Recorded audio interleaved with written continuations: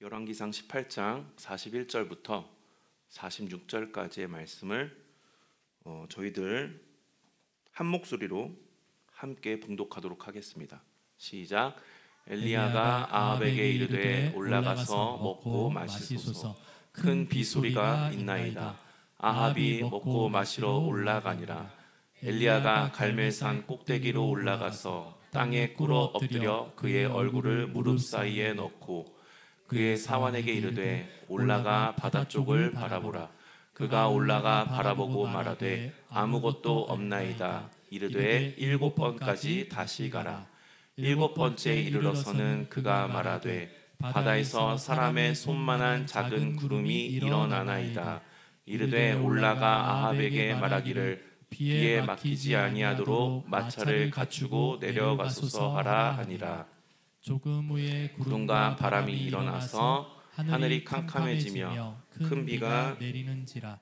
아합이 마차를 타고 이스라엘로 가니 여호와의 능력이 엘리야에게 임하매 그가 허리를 동이고 이스라엘로 들어가는 곳까지 아합 앞에서 달려갔더라. 아멘. 우리가 잘 아는 5만 번 이상 기도 응답을 받은 사람이다라고 이제 잘 알고 있는 조지 뮬러 라고 하는 사람이 있습니다. 굉장히 5만 번 이상 기도 응답을 받은 사람으로 유명한 사람인데요. 그가 기도에 얼마나 열심이었는지를 잘 보여주는 일화가 있습니다. 그가 5명의 사람을 위해서, 믿지 않는 5명을 위해서 그들이 회심하기를 이제 작정하고 기도를 하기 시작했다고 합니다. 그래서 5명이 주님께 구원받기를 바라면서 이제 기도를 시작했는데 그의 일기에 따르면 아프든지 건강하든지 언제든지 어느 때든지 쉬지 않고 그들을 위해서 계속해서 기도했다라고 이렇게 일기에 적혀 있답니다. 기도를 시작한 후에 첫 번째 사람이 이제 주님 앞으로 나와서 회심하는 데까지 1년 반이 걸렸습니다. 18개월이 걸렸다고 합니다. 그리고 나서 5년이 지나서, 그러니까 총 시작부터 이제 5년째입니다. 5년이 지나고 두 번째 사람이 회심을 했다라고 합니다. 그리고 세 번째 사람은 회심하기까지 6년이 걸렸습니다. 그래서 총 6년 동안 3명의 사람이 이제 회심해서 주님 앞에 나와서 구원받은 영혼들이 됐는데 나머지 2사람이 그렇게 회심을 안 하더랍니다. 그들을 위해서 계속해서 기도했지만 좀처럼 회심을 하지 않았다고 하는데요. 36년이 지나도록 회심하지 않았다라고 합니다. 하지만 그에 대해서 이제 조지 밀러 이분이 이렇게 기록을 해놓았다고 합니다. 저는 하나님께 소망을 두고 기도하면서 답을 기다립니다. 그들은 아직 회심하지 않았지만 결국엔 회심하게 될 것입니다 라고 일기에 그렇게 믿음의 고백을 했다라고 합니다. 그리고 나서 1897년 기도하기 시작한 지 52년이 지난 때 나머지 이제 2사람이 회심했다라는 일화가 있습니다. 그러니까 총 5명의 사람을 위해서 기도했는데 걸린 이 기간이 52년이라고 하는 한평생의 기간을 걸쳐서 그들을 위해서 기도했고 결국에는 그들이 모두 회심하게 되었다라고 하는 그 일화가 있다고 합니다. 이 조지 밀러의 이야기를 보면서 우리에게 기도에 대한, 기도를 하는 우리의 태도가 어떠해야 하는가를 생각하게 하는 것 같습니다. 무려 50년의 시간입니다. 누군가를 위해서 끝까지 기도의 끈을 놓지 않는 인내하고 끈기 있게 기도하는 모습을 보면서 우리는 기도의 자세가 어떠해야 하는가, 50년 넘게 기도 한 가지 제목을 놓고 기도해 보신 적 저도 없습니다. 쉽지가 않죠. 누가 그렇게 하기가 쉽겠습니까? 특히 어떠한 기도 제목을 놓고 기도할 때, 기도의 대상자를 놓고 기도할 때 그 사람이 어떠한 변화도 보이지 않는다면, 전혀 처음 기도 시작했을 때와 기도를 계속 이어가는 가운데에서 전혀 어떠한 변화, 요만큼의 변화도 보이지 않을 때에는 그 기도의 끈을 이어간다는 게 좀 쉬운 일이 아닐 것입니다. 좌절하고 낭망하게 되고 이게 해서 뭐하나 이런 생각이 들면서 점점 기도의 마음이 사그라들겠죠. 그렇게 되기가 쉬운 우리의 모습인데, 이 조지 밀러 이분의 이야기와 그리고 오늘 본문의 이야기는 기도하는 자의 자세에 대해서, 그 중요성을 이야기하는 것 같아서 이에 대해서 말씀드려보고자 합니다. 오늘 본문은 엘리야가 잘 아시는 것처럼 바알의 제사장들 450명과 이제 대결을 한 뒤에 누가 참 하나님이냐, 누가 진정한 이 세상을 다스리시는 신이냐를 놓고 이제 대결하여서 엘리야가 이기지 않습니까? 제단을 쌓아놓고 누구의 이름을 부를 때 불이 내려오는가 보자 해서 해봤더니 바알 신이 아닌 하나님께서 불을 내려주심으로 이제 승리를 하고 바알의 제사장들을 모두 멸한 이후에, 그들을 모두 처단한 이후의 이야기입니다. 이 하나님께서 북이스라엘의 이제 징계를 아합 왕이, 그리고 그의 아버지였던 오므리 왕이 하나님 앞에서 너무나도 악독한 모습을 보이니까 하나님께서 징계하시기 위해서 아합 왕에 대한 어떤 징계의 차원에서 가뭄을 내리셨죠. 그래서 그 가운데에서 이제 앞부분은 이제 대결을 한 것인데, 그런데 이 가뭄은 단지 우리가 징계라고 하는 어떤 차원으로만 생각할 것이 아니라 그때 당시에 그들이 숭배했던 이 바알이라고 하는 신, 이 바알 신은 어떠한 신이었냐면 풍요에 대한 신이었기 때문에, 농사의 신이었기 때문에 그들이 풍요를 기원하면서 왕과 백성들이 바알 신을 숭배를 한 것이었거든요. 그래서 이 바알 신 숭배가 하나님께서는 얼마나 헛된 일인지, 그 신이라고 하는 존재가 얼마나 허상에 불과한 것인지를 깨닫기를 원하셔서 가뭄이라고 하는 이 수단을 사용하셨다. 그래서 너희들이 믿는 바알 신은 아무것도 아니다, 나에게 돌아와야 한다라는 것을 알려주고자 가뭄을 사용하셨다라고 우리가 이해할 수 있을 것입니다. 그렇게 함으로써 북이스라엘이 돌아오길 바라셨는데 이것이 증명이 된 거죠. 대결을 통해서 증명이 되고 그 후에 엘리야가 아합에게 이제 비가 내릴 것이다를 선포를 합니다. 그리고 그가 기도하는 가운데 비구름이 나타났고 그 비구름이 온 이스라엘을 적셨다. 큰 비가 내려서 가뭄이 해결되었습니다. 저는 이 모습이, 엘리야가 보여주는 이 모습이 조지 밀러가 안 믿는 영혼들을 위해 기도했던 그의 그 모습과 이제 같이 겹쳐지면서 우리가 기도를 할 때, 특히나 우리가 함께 기도하고 있지 않습니까? 한 영혼, 잃어버린 영혼을 위해서 함께 우리 공동체가 기도를 하고 있는 상황이지 않습니까? 여기에 대해서 어떠해야 하는가? 이제 목사님을 통해서 우리 박재천 성도님과 그리고 서병재 성도님께서 이제 회심을 하시고 세례를 받으시고 구원받으신 그 놀라운 이야기를 하면서 이야기를 제가 들으면서 와, 진짜 놀랍다. 어떻게 저렇게 상황을 이끄셔서 구원받을 수 있게 하셨는가에 대해서 이렇게 놀랍다라고 들은 후에 오늘 본문을 묵상하는데 그분들에 대한 이야기가 이제 생각이 나면서 제가 이렇게 묵상을 그런 방향으로 하게 되었습니다. 앞으로도 우리는 계속해서 이제 기도를 하겠죠. 아직 돌아오시지 않은 분들이 계시니까 우리는 그 당사자분들, 가족분들뿐만이 아니라 그분들은 당연히 기도하시겠지만 우리도 함께 한 공동체, 한 가족이라는 마음으로 함께 기도해야 할 제목일 텐데 이것이 금방 이루어질 수 있을지 아니면은 우리가 생각하는 것보다 더 오래 갈지 우리는 알 수 없지만 그러는 가운데 언제 하나님께서 응답하실지는 모르나 그러나 그때까지 기도하는 가운데 한 마음으로 기도하는 가운데 어떠해야 하는가 오늘 말씀을 나누면서 우리가 그 영혼들을 위해 기도할 때 힘내어서 기도할 수 있으면 좋겠다라는 생각입니다. 그래서 우리의 자세가 어떠해야 되는가? 첫 번째는요, 믿음의 선포로 저희들이 기도를 시작해야 하지 않겠는가 하는 것이죠. 41절의 말씀을 함께 읽겠습니다. 시작. 엘리야가 아합에게 이르되 올라가서 먹고 마시소서, 큰 빗소리가 있나이다. 아멘.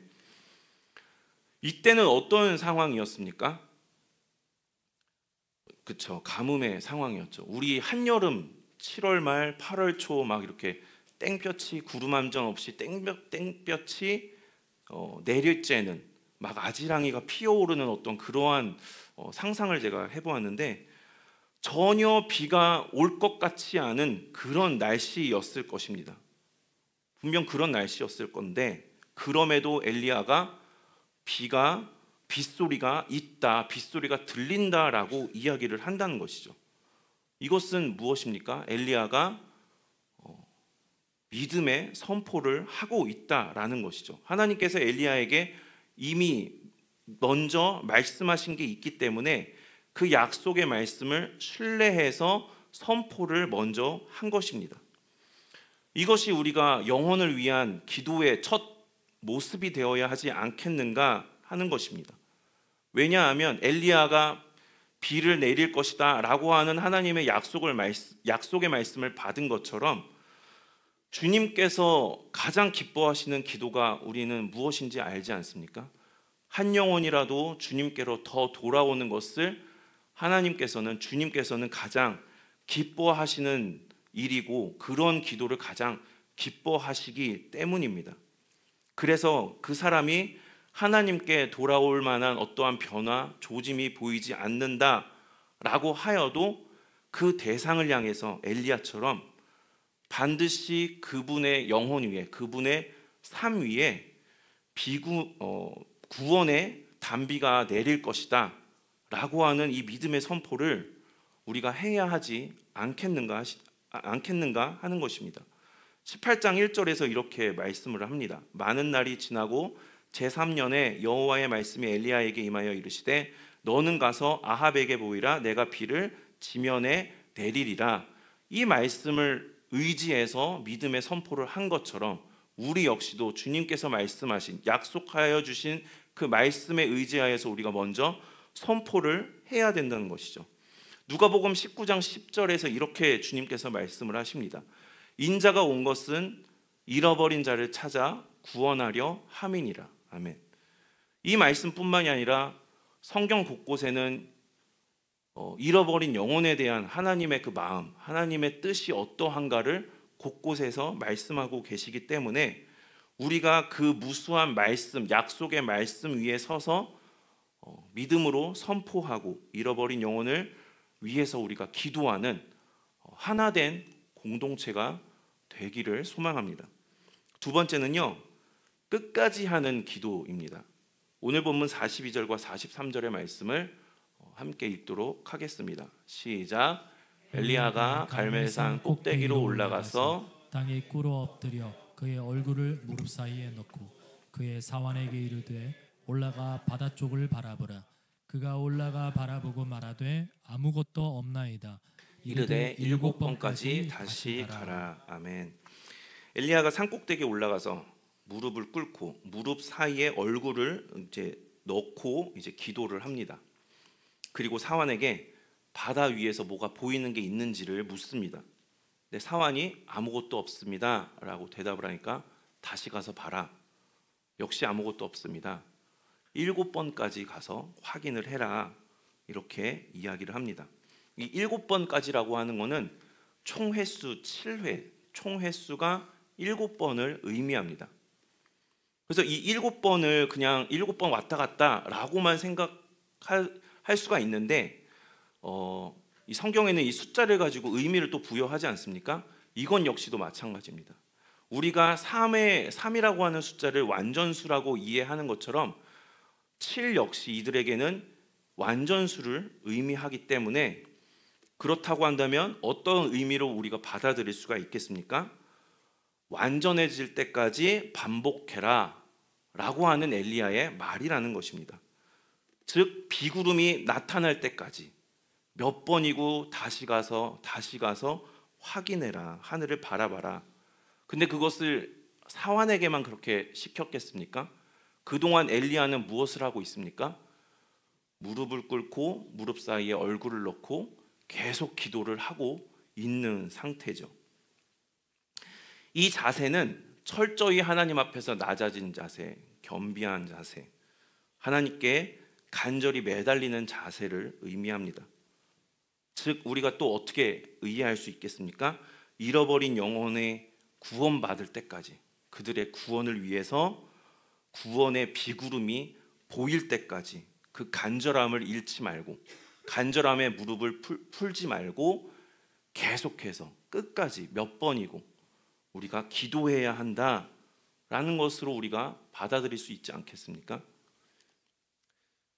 저의 친가, 이제 저희 친할아버지께서 조부모님이 믿지 않으시는 분이셨거든요. 그래서 저희 부모님께서 한평생 저희 조부모님을 위해서 기도하셨습니다. 제가 기억하는 것만으로도 제가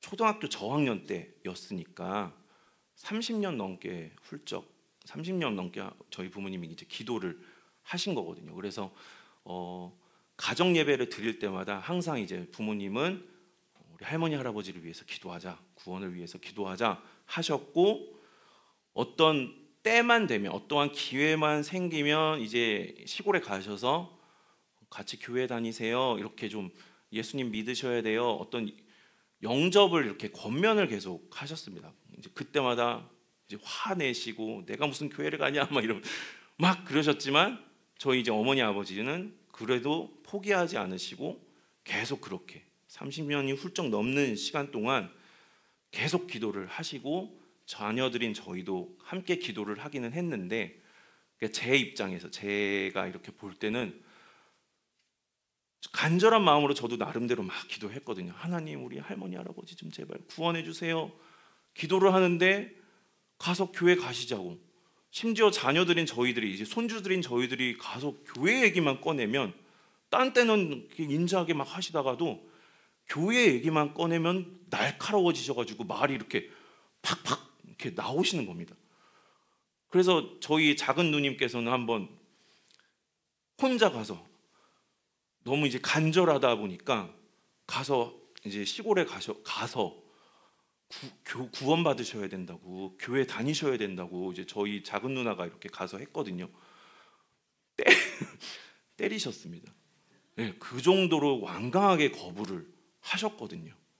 그래서 속상해서 구원 못 받으면 어떡하냐고 막 속상해서 막 저희 누님이 막 울기도 하고 막 그런 마음으로 저희 집안이, 특히 저희 부모님이 그렇게 기도를 하셨는데 전혀 어떠한 변화도 일어나지를 않는 겁니다. 그래서 제가 볼 때, 제가 그냥 이렇게 보면서 될까? 라는 생각을 했습니다. 안 될 것 같은데, 야 저렇게 거부하시는데, 참 구원 받으셨으면 참 좋겠는데 저렇게 완강하게 거부하시니 될까라는 생각이 이렇게 한켠에 제가 있었거든요. 그런데 나중에 제가 정말 어떻게 이렇게 되지? 하고 놀랐던 게 뭐냐면, 저희 할아버님이 이제 100세 가까이 사셨거든요. 그러니까 연세를 굉장히 많이 이제 드시는데, 연세가 많아지시면서 이제 정신이 이렇게 좀 이제 없어지셨습니다.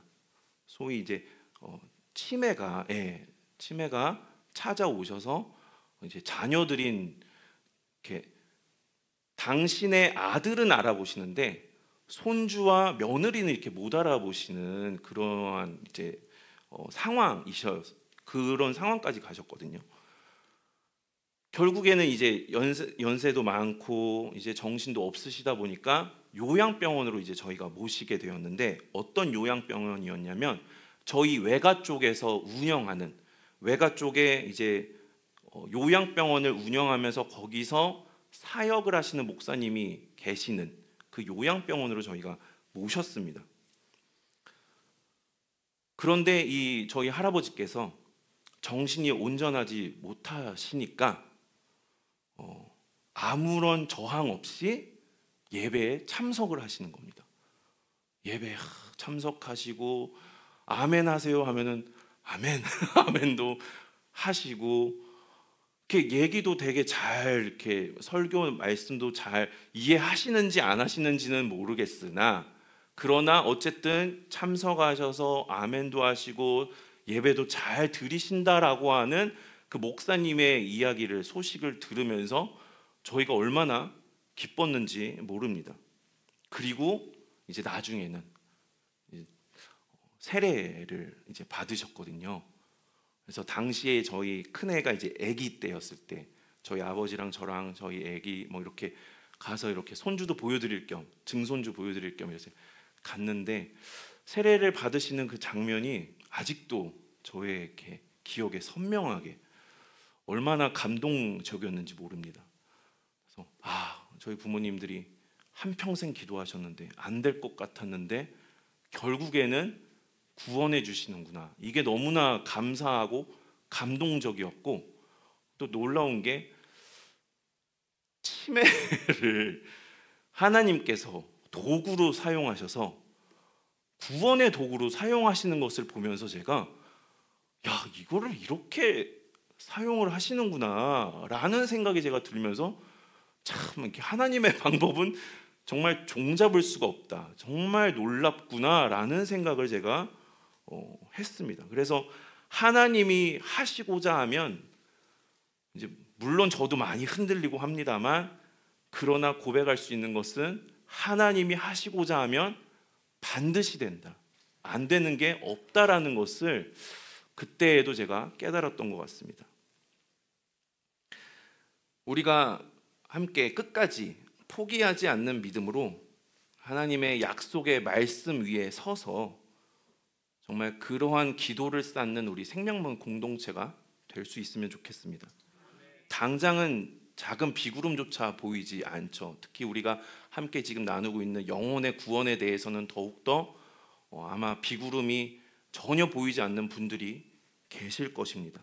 그렇지만 우리가 꿇고 있는 이 믿음의 무릎을 풀지 않고, 하나님께서 언제인지는 알 수 없으나 보내주실 그 구원의 비구름, 그리고 구원의 단비를 저희들이 기다리면서 기도할 수 있는 우리의 모습이 되기를 소망합니다.